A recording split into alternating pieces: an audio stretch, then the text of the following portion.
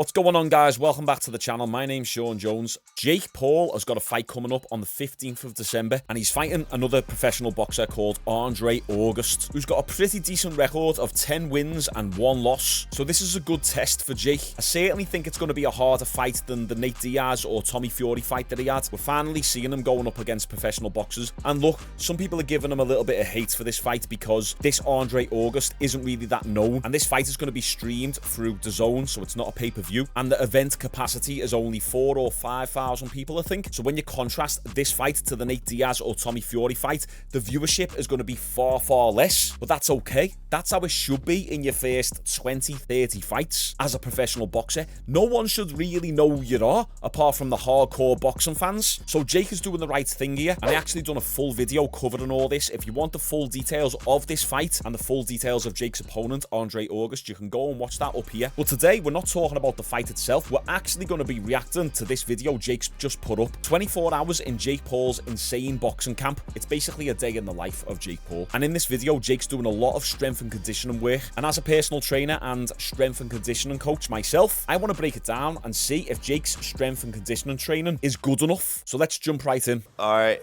it's a day in the life, except we're doing it Sam Sulek style.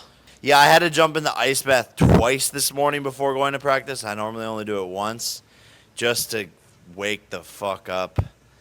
But got my electrolytes in this water, electrolytes plus caffeine, so the electrolytes metabolize more in the muscle, and we have a strength and conditioning workout this morning. Now, a couple interesting things what Jake spoke about here. He said that he got the ice bath before training. He said he had to do it twice to wake himself up. Now, the common belief is that you train and then you get the ice bath because it helps with your recovery. There's a lot of research currently out now and emerging research showing that the benefits of ice baths aren't as good as what people say they are. Also, ice baths help decrease inflammation, and when we work out, we promote inflammation, but your body needs that inflammatory response in order to then signal to itself to get stronger and bigger and faster. So ice baths, cold showers are a really great tool to use pre-workout to wake yourself up and to stimulate what's called your sympathetic nervous system, the nervous system responsible for being awake and aware. He also said that he's got his electrolytes, that's sodium, potassium, magnesium, and electrolytes are important for hydration and muscle contraction. So right now, the pre-workout ritual, I can't complain. And today we have a strength workout, first and foremost, so it's not going to be too long, you know, like right now the focus is on boxing and sparring a bunch of rounds and punching a lot, but we still do have to focus on the explosiveness and staying strong. This is also good to hear. When you're getting ready for the fight, you shouldn't be putting 90% of your focus on strength and conditioning. It should only really be about 20% of your focus, if that. The majority of your focus has to be on boxing itself. It needs to be sport specific. But if you're not doing any strength and conditioning work whatsoever, then you're actually selling yourself short. By doing the strength work, it's going to help increase your explosiveness. So it's a really good sign that Jake acknowledges this. People made fun of my push-ups. There's like a clip that goes viral where people being like, Jake Paul's push-ups. But the push-ups are actually specifically tailored for boxing because all your power, look, you're holding your hands like this, and then you need to go from forward. So you don't need to be doing like full reps with push-ups.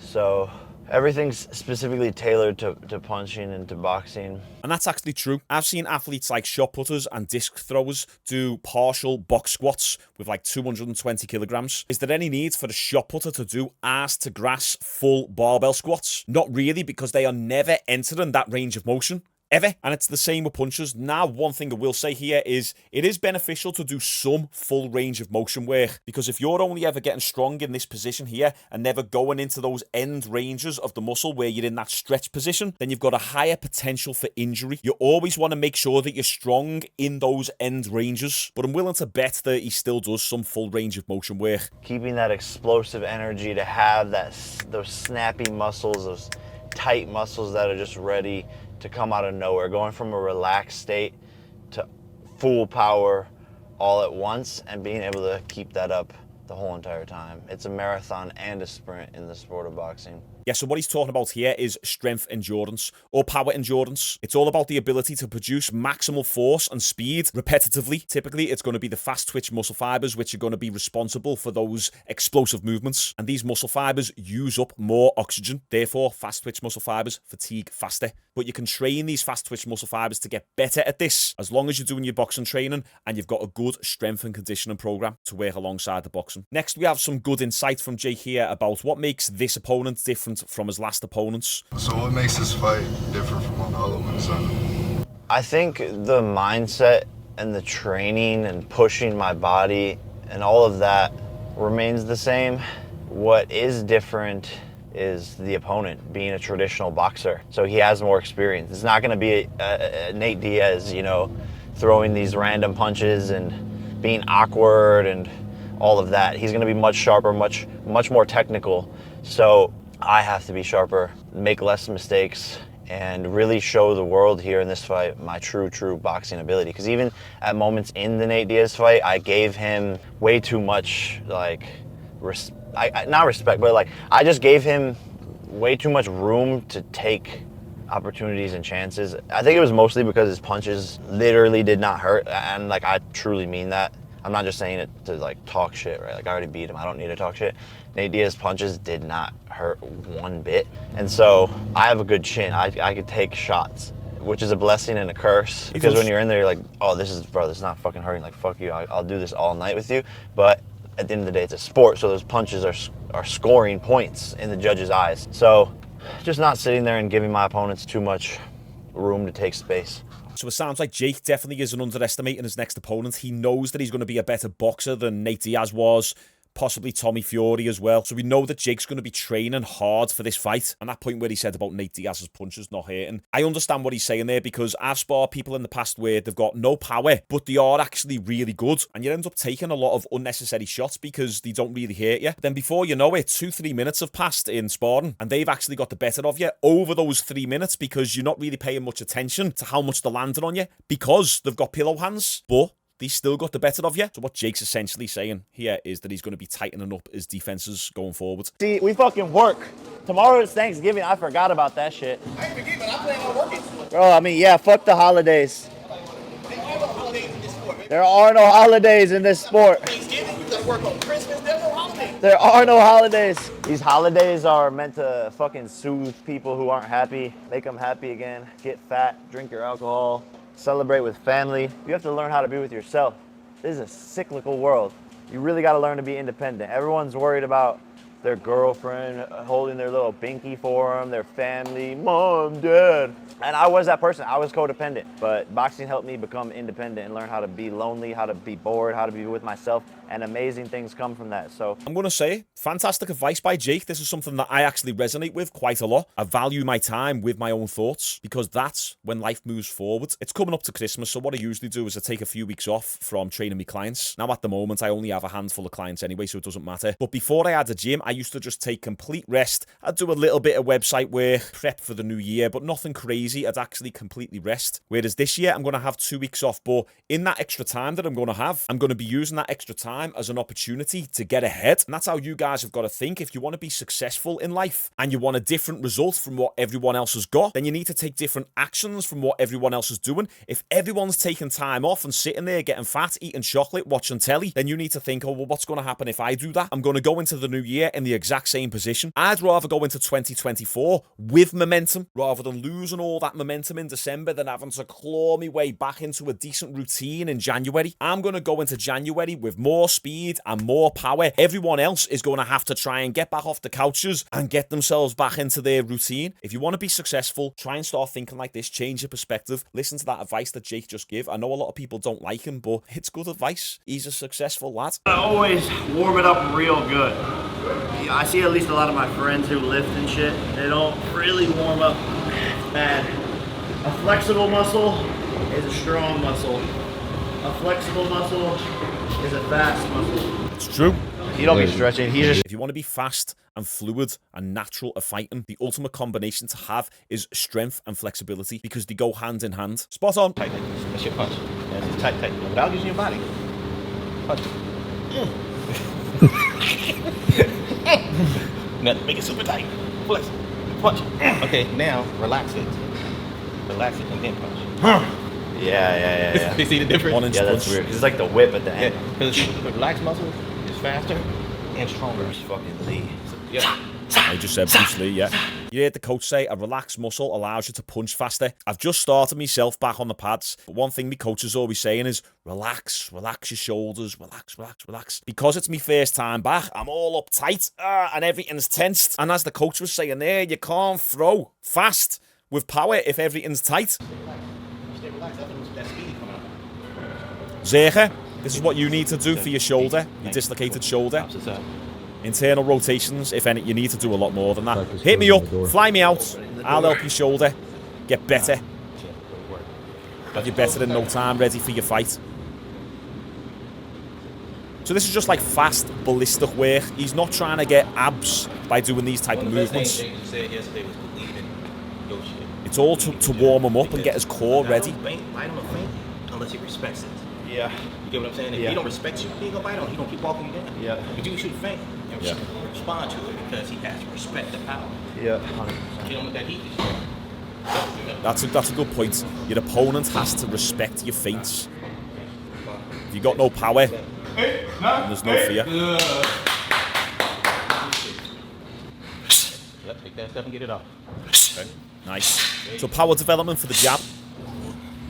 Feeling See, good. once again, he's not doing full range of motion there. And the reason being is because he doesn't hold this hand right here by the chin. Now, some people will say, get your hand by your chin, get your hand by your chin. But just take a look at a lot of professional fighters, boxers, kickboxers, MMA fighters. A lot of them will hold the jab out a little bit more. Okay, you're exposed slightly, but you've already minimized the distance that now that jab has to travel in order to reach your opponent. If I'm jabbing from here, the jab's going to be telegraphed a lot more. The opponent's got more time to see it coming. Whereas if I'm jabbing from here, it's less distance. So it makes sense to train the power and the explosiveness through the exact range of motion that you're going to be using in the fight. Rotational work, very important. Gotta get those reps. Punching power. Every rep counts. Every rep counts. Every rep you get better. Every moment in life matters. The journey of 10,000 steps starts with one. Y'all know I gotta give you one more go. You see I backed off of that last one. Hey. That's weighted rotational work. Just helps with your power development. Everything's in the hips and the core. Ooh, 1-8, 1-9. There you go, champ. I feel something underneath there. What's underneath there? Bring it up. Good. That's easy. Give me 5 instead of 3. Easy. We've got banded kettlebell swings and box jumps. These are both similar movements. This is a fantastic exercise for generating more power through the hips. I just realized I'm on 1.2 times speed if anyone's thinking that Jake is moving really fast. So what the band does is it decelerates the kettlebell at the top, meaning that you have to generate more power through that hip thrust in order to get the kettlebell to the right height. And the box jumps pretty much do the same as the kettlebell swing, help you generate overall total body power. At the end of the day, your punching power comes from the ground up. Strong, explosive legs, springy calves, give you strong punches. This is a bit of balance work, so that's all core. Core again, more lower abs. Split stance. Okay, so it's just prioritizing one side over the other, working the hips a little bit too, the hip flexors. Plank.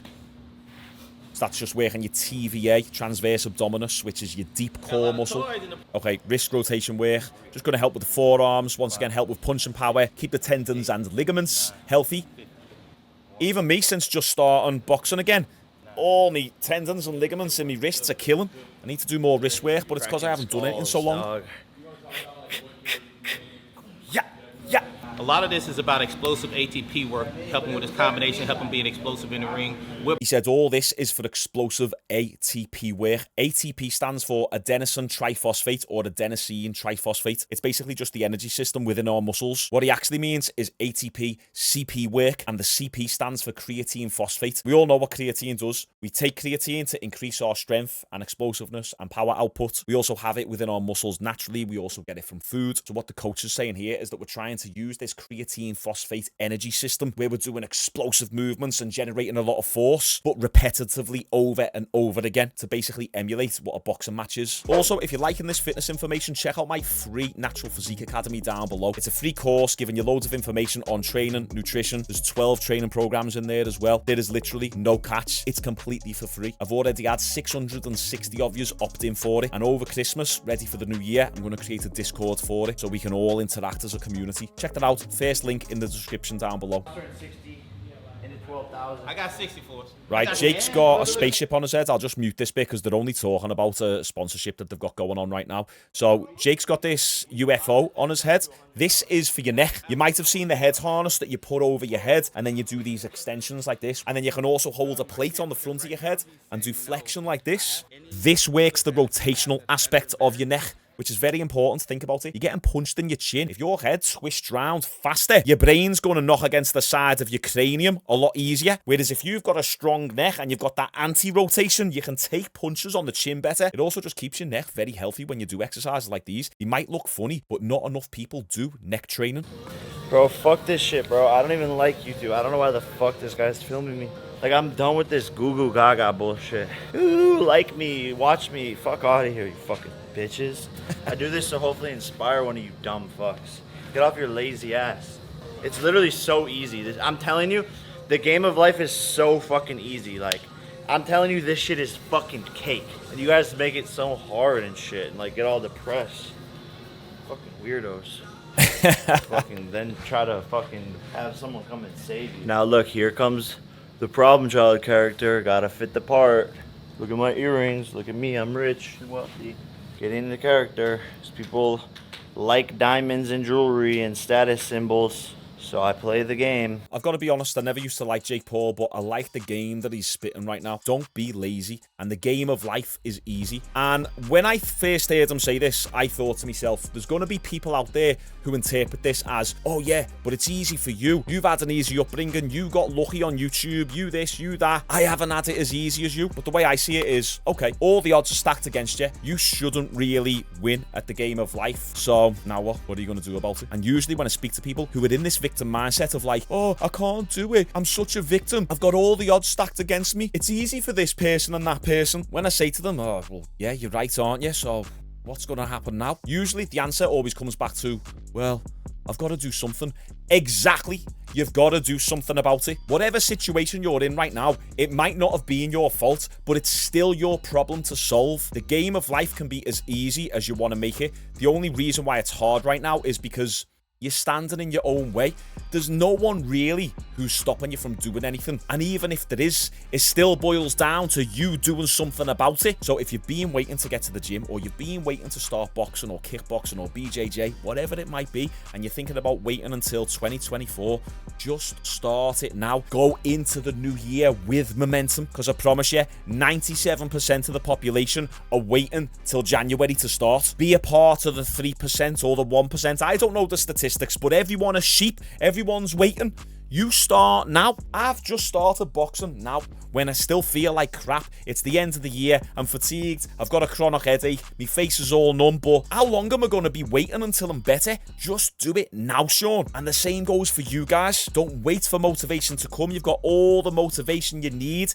You need to get disciplined and work it into your routine. You're already disciplined when it comes to the video games. You're already disciplined when it comes to getting home and lighting up the joints. You're a very disciplined individual, just with the wrong things. Take that discipline and apply it to something positive in life, something that's going to move you forward. And there's no excuses. I've literally made a free course for you in the description. So there you go. What do you think of this video? Did you like the strength and conditioning aspect that we talked about today? How do you think Jake Paul's going to get on in his next fight? What did you think about the overall message of this video that Jake Paul and myself have been talking about? Let me know. Like this video, subscribe for daily uploads. Appreciate you all, and I'll see you all tomorrow.